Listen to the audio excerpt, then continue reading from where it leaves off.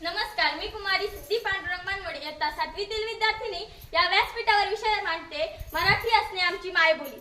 महाराष्ट्र महाराष्ट्र हा जिजाऊच्या संस्कारांचा, शिवरायांच्या विचारांचा, जिजाऊच्या संस्कारांचा, शिवरायांच्या विचारांचा आणि शंभूच्या पराक्रमाचा आणि शाहूच्या पुरब गड्यांचा आणि डॉक्टर बाबासाहेबांच्या लेखणीचा, अण्णाभाऊ साठेंच्या लोककलेचा वारसदार म्हणजेच माझा महाराष्ट्र।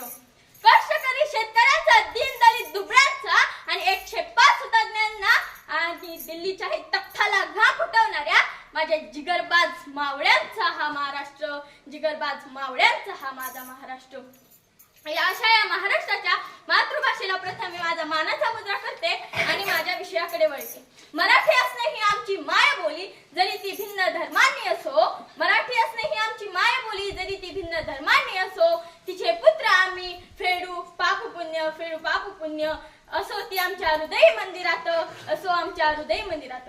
लहान मूल जेव्हा जन्म घेते तेव्हा त्याला कोणतीच भाषा कळत नाही, पण ते जन्म घेण्याच्या आधी ज्या गोष्टी होतात त्याही बरोबरच ना। त्याच्या आईची मातृभाषा हीच त्याची मातृभाषा होऊन जाते। तीच माझी लहानपासूनची मैत्री म्हणजे मराठी। मराठी हे प्रत्येकाचं जीवन आहे।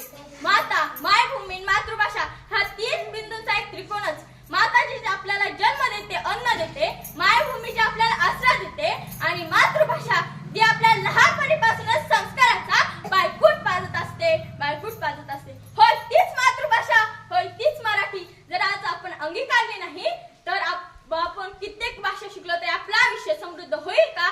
हा एक मोठा प्रश्न आहे। मराठी म्हणजे काय? ज्ञानेश्वरांनी रुजवली भाषा ती मराठी, शिवरायांनी टिकवलेली संस्कृती म्हणजे मराठी आणि संतांनी वाढवलेला वाना म्हणजे मराठी आणि आमचा अभिमान म्हणजे मराठी। अरे एक कविता छान म्हणतात ना, माय मराठी तुझ्या पायी तन मन धन मी वाही अले तुझ्या नामी, तुझ्या धामी अखंड रंगुनी राही अले तुझ्यासाठी वात होऊनी जळते मी। माय मराठी तुझ्या पायी